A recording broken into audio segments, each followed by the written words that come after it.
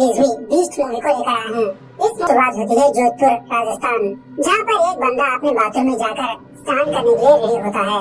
उसी बाथरूम के नीचे मिलिट्री लोग बॉम्ब फिट करके उस कमरे को ही नीचे खींच लेते हैं, मतलब उस बाथरूम को छेद कर देते हैं, उस बंदे को गिरफ्तार कर लेते हैं, क्योंकि इसी बंदे को पता होता है उमर फारूक कहाँ पर है।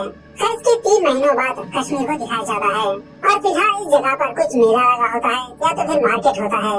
वहीं पर एक छोटी बच्ची अपने बेलन को पकड़ने के लिए उसके पीछे भागती रहती है।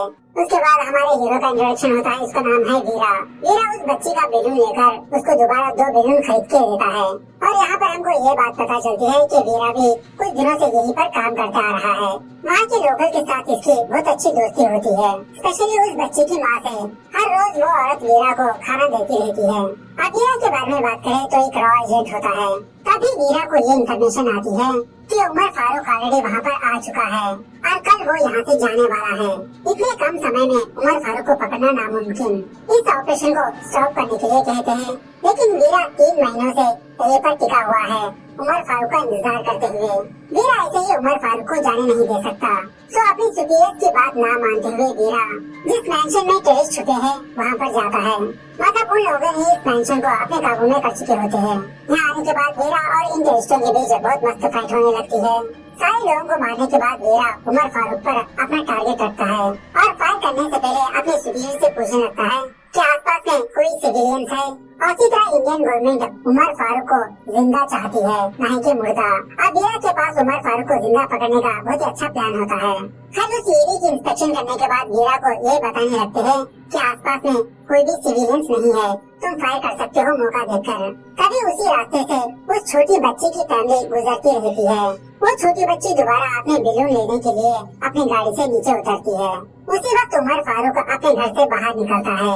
वीरा उमर फारूक की गाड़ी को मिसाइल से उड़ा देता है, लेकिन इत्तेफाक से उस बम ब्लास्ट में उस छोटी बच्ची की जान चली जाती है, क्योंकि वो बच्ची अपना बेलून लेने के लिए वहीं पर मौजूद थी। इस बच्ची की मौत देखकर वीरा को बहुत बड़ा सदमा लगता है, एक ट्रॉमा में चला जाता है। जो भी हो इंडियन मिलिट्री उमर फारूक को गिरफ्तार कर लेती है। उसके बाद सीन 11 महीनों बाद शिफ्ट होता है।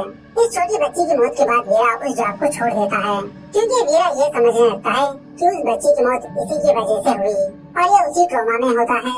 अपना दिमागी इलाज करवाने के लिए वीरा एक साइकियाट्रिस्ट डॉक्टर के पास भी आता रहता है। यहाँ पर एक छोटी सी का मेडिसिन है। उसके बाद वो डॉक्टर वीरा का मन बहलाने के लिए किसी शादी में ले जाता है। उसी शादी में प्रीति नाम की एक लड़की होती है, जो फौरन वीरा के पास आकर चिपक जाती है। एक्चुअली प्रीति की ऑलरेडी एंगेजमेंट हो चुकी होती है, लेकिन प्रीति उस बंदे को पसंद नहीं करती। वीरा को दिखाकर अपने फ्रेंड से कहने लगती है, ये देखो हस्बैंड मतलब ऐसा होना चाहिए। तो देखते ही देखते वीरा और प्रीति के बीच कुछ बातें होने लगती है और इसी शादी के दौरान इस मूवी का एक गाना चलता है, हबीबी का गाना। इसी गाने के दौरान इस मूवी के director Nelson, music composer Anirudh, choreographer Jani नजर आते हैं। वो देखिए पीछे 3 लोग। खैर गाना खत्म होने के बाद एक फादर अपनी छोटी बच्ची को ऊपर उछालते रहता है उसे खिलाने के लिए। वो बच्ची रोती रहती है। वीरा को ये बात पसंद नहीं आती है। उस फादर को एक लात मारता है, उस बच्ची को अपनी गोदी में लेता है, क्योंकि पता है ना एक ट्रॉमा में होता है। उसके बाद वीरा और प्रीति ये दोनों वॉशरूम में जाकर एक दूसरे से बात करने लगते हैं। बातों के दरमियान प्रीति वीरा को अपना बॉयफ्रेंड बनने के लिए कहती है, क्योंकि इसे उस बंदे से शादी मंजूर नहीं। फटाफट से लव करेंगे, फटाफट से शादी। लेकिन अब वीरा के पास कोई जॉब नहीं, तो प्रीति वीरा को अपने ऑफिस में ज्वाइन होने के लिए कहती है। और actually Preeti Dominic and soldiers company में काम करती रहती है, जो सिक्योरिटी गार्ड्स को प्रोवाइड करती है। और प्रीति का बॉस अपनी कंपनी में बूढ़े लोगों को जॉब पे रखा होता है। मतलब रिसेंटली किसी एटीएम डब्बे के पास 4 बार चोरी हो चुकी थी और वहाँ का सिक्योरिटी गार्ड इसी कंपनी का मेंबर था। मतलब यहाँ पर कुछ कॉमेडी सीन्स चलते हैं। हर सुबह प्रीति वीरा को अपने बॉस के सामने लाती है, वीरा के बारे में बताने लगती है, जॉब पे रखने के लिए कहती है। सो फाइनली प्रीति का बॉस वीरा को अपनी कंपनी में ले लेता है। वहीं दूसरी तरफ मिनिस्ट्री ऑफ डिफेंस को ये बात पता चलती है कि चेन्नई में टेररिस्टों का अटैक होने वाला है और इंडियन गवर्नमेंट को बिल्कुल भी आइडिया नहीं कि वो टेररिस्ट हाईजैक करेंगे, किडनैप करेंगे या बॉम्ब ब्लास्ट। इसी के बारे में सारे लोग डिस्कस करते रहते हैं। और वहीं पर होम मिनिस्टर भी होता है। यहाँ पर हमको ये बात पता चलती है कि ये होम मिनिस्टर उन टेररिस्टों से मिला हुआ है, क्योंकि ये होम मिनिस्टर पीएम बनना चाहता है। मतलब इस काइंड ऑफ सम पॉलिटिक्स। हर तरफ वीरा, प्रीति, उसका बॉस और एक और बंदा एक मॉल को जाने लगते हैं जहाँ से इनको कॉन्ट्रैक्ट आना चाहिए, लेकिन कुछ लापरवाही की वजह से वो कॉन्ट्रैक्ट इनके हाथों से चला गया। इसी के बारे में डिस्कस करने के लिए प्रीति का बॉस इन सारे लोगों को लेकर उस मॉल जाने लगता है। मॉल के अंदर जाने के बाद वीरा कुछ अजीब सी चीजों को ऑब्जर्व करता है, जैसे वहाँ का बाहर का वॉचमैन सोया हुआ है, लिफ्ट काम नहीं कर रहे होते, एस्केलेटर काम नहीं कर रहे होते। थोड़ी देर बाद वहाँ के सारे लोगों का मोबाइल नेटवर्क भी ऑफ हो जाता है, मतलब नो सिग्नल, नो इंटरनेट। खैर उसी मॉल में प्रीति का मंगेतर भी होता है। प्रीति को देखकर उसे पहचान लेता है, इसके पास आकर इससे बात करने लगता है। तभी सांता क्लॉज के भेष में छुपे हुए टेररिस्ट अपना अपना हथियार निकाल देते हैं, हवा में फायरिंग करने लगते हैं। मॉल की सारी पब्लिक को अपना हॉस्टेस बना देते हैं। उस मॉल में एक बड़ा सा क्रिसमस ट्री होता है। ये सारे टेररिस्ट उसी ट्री में अपने हथियार छुपा के रखा था। ऑलमोस्ट ये सारे लोग तकरीबन 20-30 लोग होते हैं। सारी पब्लिक को लाइन में बिठा देते हैं, लेकिन वीरा, प्रीति, उसका बॉस और कुछ लोग मौका देखकर किसी दूसरे कमरे में जाके छुप जाते हैं। थोड़ी देर बाद ये बात मीडिया में फैल जाती है। गवर्नमेंट को पता चलती है कि चेन्नई के किसी मॉल में टेररिस्ट घुस आए हैं, लोगों को अपना हॉस्टेज बना के रखा। अब इस ऑपरेशन को करने के लिए गवर्नमेंट अल्ताफ नाम के एक बंदे को हायर करती है। थोड़ी देर बाद अल्ताफ के पास होम मिनिस्टर आता है और नाटक करने लगता है कि कौन है वो टेररिस्ट, क्या चाहते हैं एक्चुअल से, क्या तुमने उन लोगों से बात की। थोड़ी देर बाद उन टेररिस्टों का लीडर, जिसका नाम होता है उमर सैफ, वो अल्ताफ को कॉल करता है और उमर सैफ इंडियन गवर्नमेंट से ये डिमांड करने लगता है कि इसके बड़े भाई को रिलीज करे। उसका नाम है उमर फारूक, जो चंद महीनों पहले वीरा ने गिरफ्तार किया था। अल्ताफ उमर सैफ से कहने लगता है कि मैं गवर्नमेंट से बात करके तुमको इन्फॉर्म करूंगा, मुझे थोड़ा टाइम दो। इसी दरमियान में अल्ताफ को ये बात पता चलती है कि वीरा भी उसी मॉल में है, मतलब वीरा ने पहले पुलिसों को इन्फॉर्म किया था। उसी से ट्रैक करके अल्ताफ वीरा से कांटेक्ट होता है। मतलब उस वक्त वहाँ पर मोबाइल का सिग्नल तो नहीं होता, लेकिन अल्ताफ और उसकी टीम कुछ हाई टेक्नोलॉजी का इस्तेमाल करते हुए वीरा को कॉल करते हैं और अल्ताफ वीरा को इनकी हेल्प करने के लिए कहता है। वीरा कहने लगता है, मैं तुम्हारी हेल्प क्यों करूँगा, मेरा और तुम्हारे डिपार्टमेंट का कोई रिलेशनशिप नहीं है। पब्लिक को यहाँ से बाहर निकालना तुम्हारी गवर्नमेंट की जिम्मेदारी, मैं तो मेरी गर्लफ्रेंड के बगल में आराम से बैठा हूँ। इस तरह से वीरा अल्ताफ को मना कर देता है। खैर थोड़ी देर बाद वीरा को किसी छोटी बच्ची की रोने की आवाज सुनाई देती रहती है। इस आवाज को सुनने के बाद भी वीरा ठान लेता है कि ये बाहर हरगिज नहीं जाएगा, लेकिन फाइनली वीरा अपने आप को रोक नहीं पाता। वीरा पहले अपने कमरे से बाहर झाँकता है, जहाँ पर एक प्रेग्नेंट माँ अपनी दूसरी बच्ची को वेंटिलेटर के जरिए से बाहर भेजती रहती है। उनमें से एक टेररिस्ट इन दोनों को टॉर्चर करते रहता है। उसके बाद क्या था, वीरा अपने हाथ में हथियार लेकर उस टेररिस्ट के पास जाता है, उसका सर धड़ से अलग कर देता है और वो सर अल्ताफ और होम मिनिस्टर के पास आके गिरता है। तब जाके अल्ताफ को थोड़ी हिम्मत आती है। उसके बाद वीरा एक और बंदे को अपने जाल में फंसाने लगता है। उस बंदे को भी मार पीट कर बांध कर अपने हिडन प्लेस पर लाता है और वीरा इस बंदे से उनकी टीम के बारे में पूछने लगता है, लेकिन इस बंदे को कुछ भी पता नहीं होता, क्योंकि ये बंदा पैसों की लालच में यहाँ पर आया है, क्योंकि आज इस बंदे का बेटे का ऑपरेशन होने वाला है। ये बस अपने बेटे को बचाने के लिए उनसे मिलकर यहाँ पर आया है। ये जानने के बाद वीरा अल्ताफ को कॉल करके किसी नंबर को वीडियो कॉल करने के लिए कहता है। अल्ताफ अपने टेक्नोलॉजी की मदद से वही काम करता है। वो बंदा ऑपरेशन थिएटर में हुए अपने बच्चे से बात करता है। उसके बाद वीरा इस बंदे को इसकी हेल्प करने के लिए कहता है। उन लोगों की जो खबर है इसको आगे बताने के लिए कहता है। इस तरह से वीरा अपना भेष बदलकर उन टेररिस्टों के बीच मिल जाता है और थोड़ी देर बाद वीरा अपने चालाकी से 2 टेररिस्टों को मार गिराता है और टेररिस्टों को चकमा देने के लिए वीरा हॉस्टेज के बीच में जाके बैठ जाता है और सीधा मौके का फायदा उठाकर उनके कंट्रोल रूम को ब्लास्ट कर देता है और दोबारा वो हॉस्टेज के पास आकर कुछ हॉस्टेज को वेंटिलेटर के जरिए से दूसरे कमरे में शिफ्ट करता है। जब योगी बाबा भी उस वेंटिलेटर के जरिए से जाने लगता है, वो लोग इसे पहचान लेते हैं। उमर सैफ अपने दोनों आदमियों को उस वेंटिलेटर के जरिए से दूसरे कमरे में भेजता है, लेकिन वीरा बम से उन दोनों को उड़ा देता है। ये सब देखने के बाद उमर सैफ होम मिनिस्टर की बीवी बेटी को मारने की धमकी देता है। मतलब होम मिनिस्टर की बीवी बेटी उसी मॉल में होते हैं। तो उन दोनों की वीडियो बनाकर अल्ताफ और होम मिनिस्टर को सेंड करता है और डिमांड करने लगता है कि फौरन उमर फारूक को रिलीज कर दो, वरना मैं इन दोनों को मार दूंगा। तो अल्ताफ पीएम से बात करने लगता है और पीएम भी परमिशन दे देते हैं कि उमर फारूक को रिलीज कर दे। लेकिन उससे पहले अल्ताफ उमर सैफ को कॉल करके ये बताता है कि हम फारूक को रिलीज कर देंगे, लेकिन उससे पहले तुम होम मिनिस्टर की बीवी और उसकी बेटी को रिलीज करना होगा।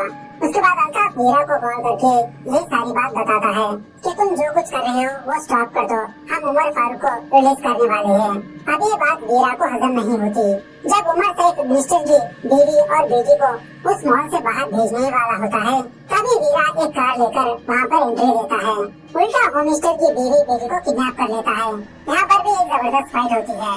खैर जो भी हो, वीरा उन दोनों को लेकर अपने हिडन प्लेस पर चला जाता है। कमरे में आने के बाद वीरा अल्ताफ और उमर सैफ को कॉल करके ये बताने लगता है कि मैं बांग्लादेशी हूँ। अगर इंडिया उमर फारूक को रिलीज कर देगी तो हमारी कंट्री को नुकसान हो सकता है। मैं उमर सैफ को ही रोकने के लिए यहाँ पर आया हूँ। अगर इंडियन गवर्नमेंट ने उमर फारूक को रिलीज कर दिया तो मैं इस मॉल के सारे हॉस्टेजेस को मार दूंगा।